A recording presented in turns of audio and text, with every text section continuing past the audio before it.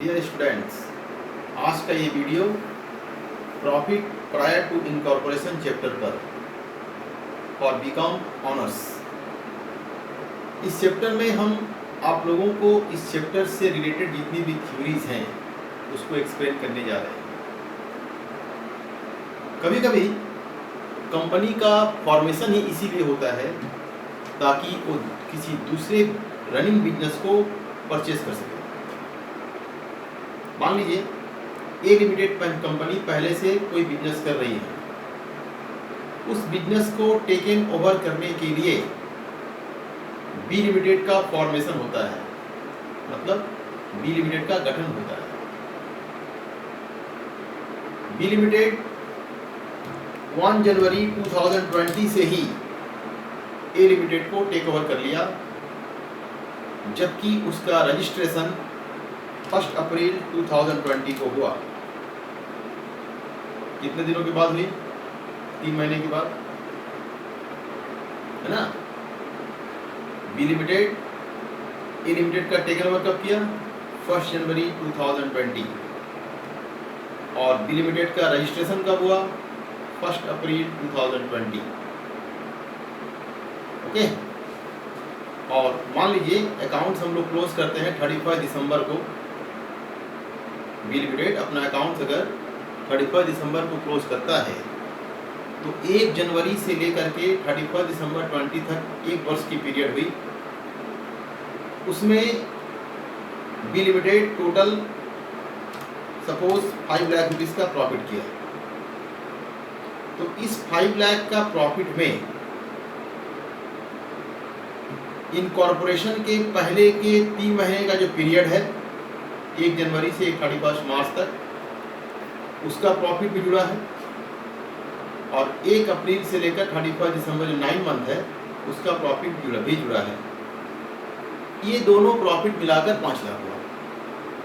इस चैप्टर में हम लोगों को प्री इनकॉर्पोरेशन प्रॉफिट और पोस्ट इनकॉर्पोरेशन प्रॉफिट को अलग करना होगा। यानी कि 1 जनवरी 20 से 31 मार्च 20 तक कंपनी कितना रुपया प्रॉफिट अर्न किया, और 1 अप्रैल 20 से 31 दिसंबर 20 तक ये 9 मंथ में कितना रुपया प्रॉफिट अर्न किया, इस बात को अलग करनी होगी। और यही इस चैप्टर का बेसिक आधार है। इस चैप्टर में हम लोग यही कैलकुलेट करते हैं कि प्री इनकॉर्पोरेशन प्रॉफिट कितना हुआ और पोस्ट इनकॉर्पोरेशन प्रॉफिट कितना हुआ। ओके। अब प्रश्न यह है कि इस प्रॉफिट को अलग करना क्यों जरूरी है? इसका आंसर ये है कि ये प्री इनकॉर्पोरेशन जो प्रॉफिट है वो कैपिटल प्रॉफिट होती है, जो कि डिविडेंड डिस्ट्रीब्यूट करने के लिए कंपनी को अवेलेबल नहीं है।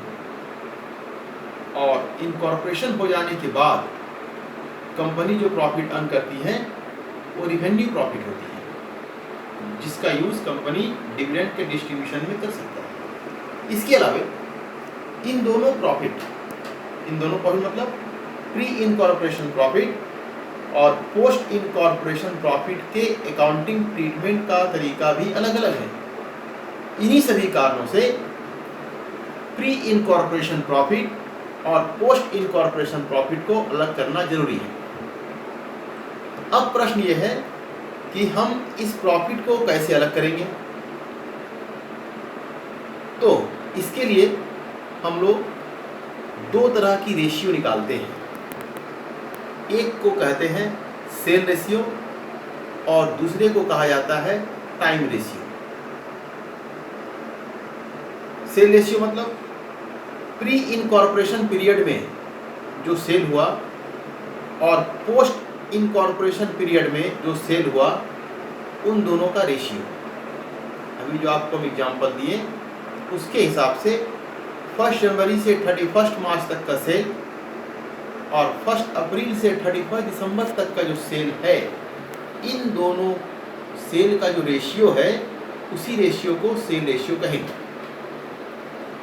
एग्जाम्पल के तौर पर मान लीजिए 1 जनवरी से 31 मार्च तक का सेल हुआ 1 लाख और 1 अप्रैल से 31 दिसंबर तक का सेल हो गया 4 लाख, तो सेल रेशियो होगा 1:4। ये हुआ सेल रेशियो। अब टाइम रेशियो, टाइम रेशियो मतलब प्री इनकॉर्पोरेशन पीरियड और पोस्ट इनकॉर्पोरेशन पीरियड। तो प्री इनकॉर्पोरेशन पीरियड कितने दिनों का हुआ? 3 महीने का, जनवरी टू मार्च, और पोस्ट हो गया 9 मंथ का, तो रेशियो हो गया 3:9, मतलब 1:3। इन दोनों रेशियो को निकालने के बाद जितना भी आइटम्स हैं उसको डिस्ट्रीब्यूट किया जाता है। जनरली इसमें हम लोग ट्रेडिंग और पीएल अकाउंट ही बनाते हैं, है ना। ट्रेडिंग और पीएल अकाउंट के डेबिट और क्रेडिट साइड में जो आइटम आते हैं उसमें से कुछ आइटम का संबंध सेल से है, जैसे selling expenses, salesman salary, advertisement, etc। जिस आइटम का रिलेशन संबंध सेल से है उसको हम लोग सेल रेशियो में बांट के लिखेंगे, और कुछ आइटम ऐसे भी हैं जिसका कनेक्शन या संबंध सेल से नहीं बल्कि टाइम से है, जैसे रेंट, रेट्स इत्यादि। इन सभी आइटम को हम लोग टाइम रेशियो में बांट के लिखेंगे। जिसका संबंध सेल से है उसको सेल के रेशियो में बांटेंगे, जिसका संबंध टाइम से है उसको टाइम के रेशियो में बांटेंगे। ग्रॉस प्रॉफिट को किस रेशियो में बांटेंगे? सेल के रेशियो में। इसके अलावा कुछ आइटम ऐसे भी होते हैं जिसका संबंध ना तो सेल से है और ना ही टाइम से है, जैसे डायरेक्टर्स रेम्युनरेशन।